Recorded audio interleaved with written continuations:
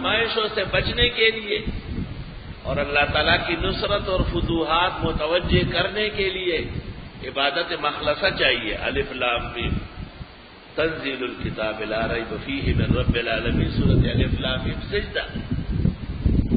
یہ سورت عبادات مخلصہ میں ہے دو وجوہات کے لیے: امتحان میں ناکامی سے بچنے کے لیے اور بھرپور نصرت الہی کے مستحق ہونے کے لیے. یاد رکھیں امتحانوں میں ناکامی سے بچنا اور بھرپور نصرت اور فتحیاب ہونا.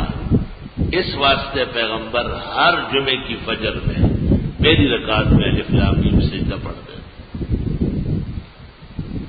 اور موجب صغیر طبرانی جلد اول صفحہ 181 پر ہے: وَكَانَ يَدُومُ عَلَى ذَلِكَ وَكَانَ يُدَاوِمُ عَلَى ذَلِكَ.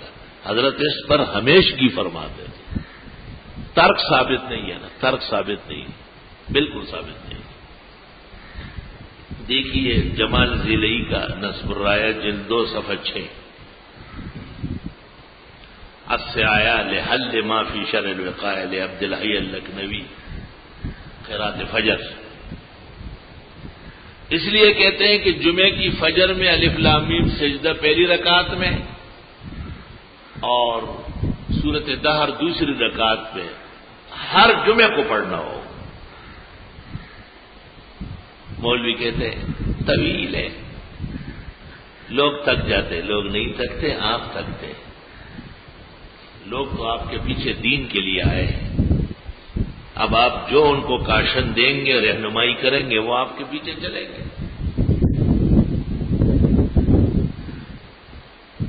ایک مولوی نے مجھے کہا کہ سنا ہے آپ رمضان شریف میں بھی پڑھتے. میں نے کہا سنا ہے آپ رمضان شریف میں نہیں پڑھتے. کہنے لگے نا رمضان میں نہیں. میں نے کہا اس لیے کہ شہر رمضان الذی انزل فیہ القرآن پر ایمان نہیں ہے نا. قرآن شریف رمضان شریف میں نازل ہوا ہے اور سب سے زیادہ تلاوت رمضان میں ہوتی ہے. میں نے کہا آپ فجر جلدی اور تھوڑی سی پڑھا کر کمرے میں چلے جاتے ہیں اور لوگ قرآن شریف کھول کے لائنوں میں بیٹھ جاتے ہیں. معلوم ہوا جلدی آپ کو ہے، لوگوں کو نہیں. آپ کو جلدی ہے.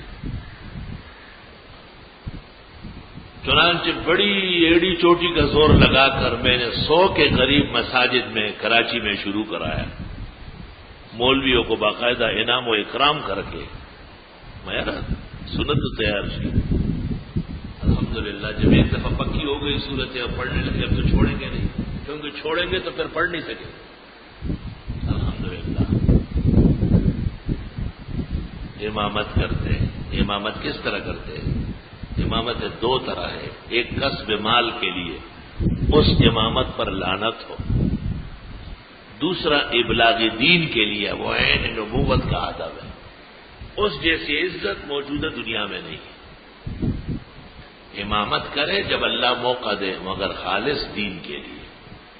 جب آپ دین کے لیے کریں گے دنیا ویسے ہی آپ کے پیروں میں آئے گی.